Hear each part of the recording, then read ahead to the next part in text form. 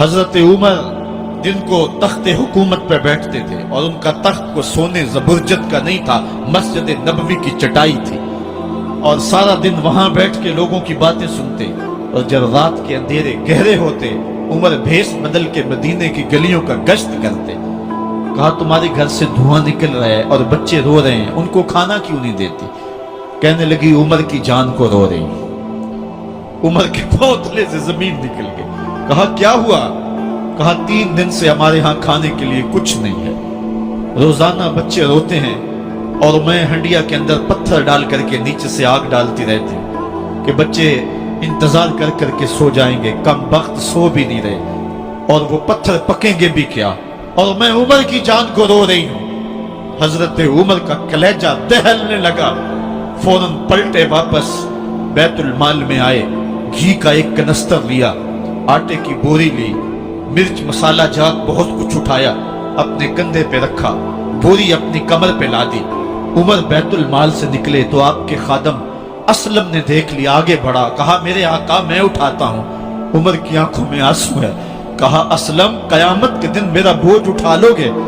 कहा कयामत के दिन तो अपना अपना बोझ उठाना पड़ेगा। कहा उमर को आज अपना ही उठाने दो।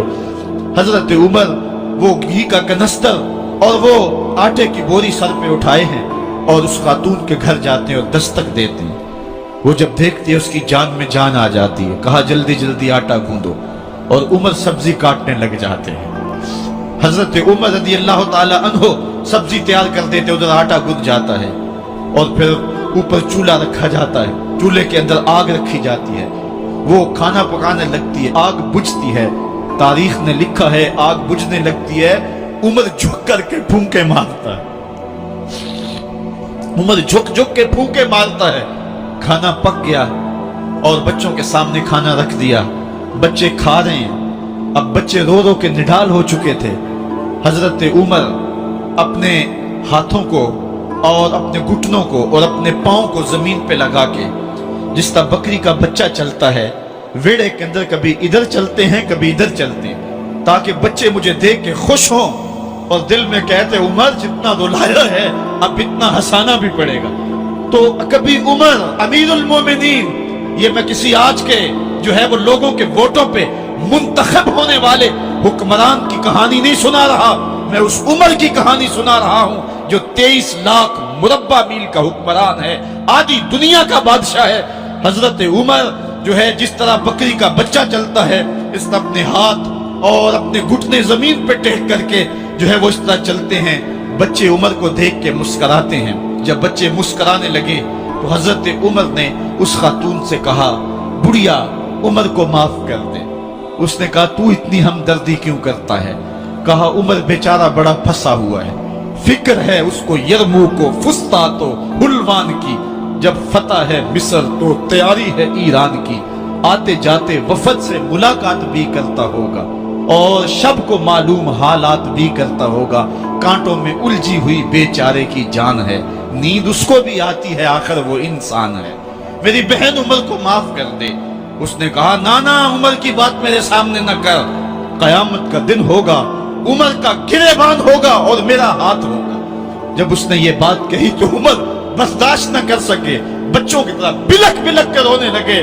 कहा वो बदनसीब उमर तेरे सामने है, आज ही कहला जो कहना है, कयामत के दिन मुझे माफ रखना।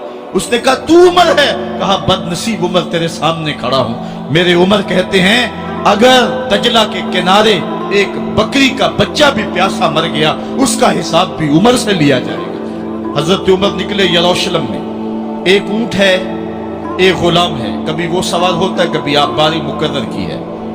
जब करीब पहुंचे यरूशलेम के तो उमर की बारी नकेल पकड़ने की और गुलाम की बारी ऊपर सवार होने की आ गई। गुलाम ने कहा आका मैं मर्जी से अपनी बारी छोड़ता हूं, आप आ जाएं, दुश्मनों के मफतूहा इलाके में आ रहे हैं, ताजा ताजा इलाका फतह हुआ है, इस्लाम की शान और शौकत जाहिर हो। उमर ने कहा इस्लाम की शान और शौकत ऐसे जाहिर नहीं होती है, अपनी बारी पे तुम बैठोगे, अपनी बारी पे मैं बैठूंगा। लोग मुंतजर खड़े हैं। दूर से जब देखा कहा इसकी हैबत से कांपते थे हम, ये तो कोई हबशी लगता है, रंग काला है, होंठ मोटे हैं, इससे तो ज्यादा हसीन इसका गुलाम है जो आगे आगे चल रहा है। حضرت ابو عبیدہ نے کہا دھوکہ کھا رہے ہو، ہمارا آقا وہ نہیں ہے جو اونٹنی کے اوپر سوار ہے، ہمارا آقا وہ ہے جو لگام تھامے آگے آگے چل رہا ہے۔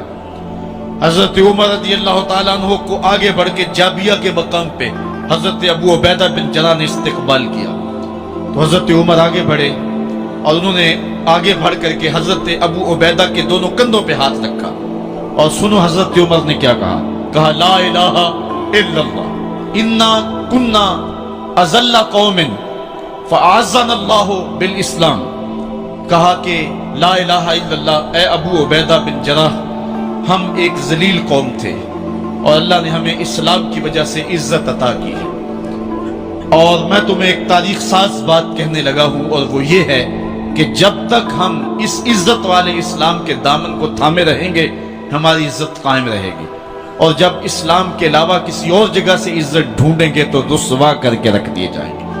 یہ ہے وہ خلاصہ جو حضرت عمر نے امتوں کے عروج و زوال کا بیان کیا ہے۔ اس امت کو جو خیرات ملی ہے تخت و تاج کی، وہ پینٹاگون سے نہیں ملی، وہ واشنگٹن سے نہیں ملی، وہ وائٹ ہاؤس سے نہیں ملی، وہ محمد عربی کے جوڑوں کا صدقہ ملی ہے۔ اس لیے جب ہم نے اسلام سے انحراف کیا، پاکستان حاصل کیا گیا تھا۔ پاکستان کا مطلب کیا؟ لا الہ الا اللہ۔ ہم نے اس نعرے کو چھوڑ دیا ہوا ہے، ہم نے انحراف کر دیا ہے۔ آج ہماری نظریں مغرب کی طرف لگی ہے کہ تخت و تاج اس سے نصیب ہوتے ہیں، اور دنیا کے اوپر ہم رسوا ہو کے رہ گئے۔ ہماری پستی، ہماری زبوحالی، ہماری ذلت کا سبب یہ ہے کہ جس جگہ سے ہمیں عزت ملی تھی ہم نے وہ مرکز ہی چھوڑ دیا ہے۔ اس مرکز حیات کو، اس مرکز زندگی کو، اس مرکز عزت کو ہم نے چھوڑ دیا ہے، اور دنیا کے اوپر ہم رسوا ہو رہے ہیں۔ انہی حضرت عمر کی کہانی ہے۔ وادی تہامہ سے گزر رہے تھے کہ بچوں کی طرح بلک بلک کے رونے لگے۔ کہا عمر جوان آدمی ہو اور بچوں کی طرح بلک کے رو رہے ہو؟ کہا تم نہیں جانتے، مجھے بچپن کی کہانی یاد آ گئی۔ کہا کیا کہانی ہے؟ کہا یہی عرض تہامہ تھی، میرے باپ خطاب نے مجھے 5 اونٹ دیے تھے، کہا انہیں لائن میں کھڑا کرو سیدھا۔ میں آگے والا سیدھا کرتا تھا، پیچھے والا ٹیڑھا ہو جاتا، پیچھے والا سیدھا کرتا، آگے والا ٹیڑھا ہو جاتا۔ میرے باپ خطاب نے مجھے بڑا مارا۔ کہا ایک عرب کے بیٹے ہو کہ تم سے 5 اونٹ لائن میں کھڑے نہیں ہوتے؟ کہا ایک زمانہ عمر پہ وہ تھا کہ اس سے 5 اونٹ لائن میں کھڑے نہیں ہوتے تھے، اور آج شرق سے لے کر غرب تک 23 لاکھ مربع میل کی حکمرانی اور انسان بھی لائن میں کھڑے ہیں۔ یہ محمد عربی کے جوڑوں کا صدقہ نہیں ہے تو اور کیا ہے؟ عمر سے تو 5 اونٹ لائن میں کھڑے نہیں ہوتے تھے۔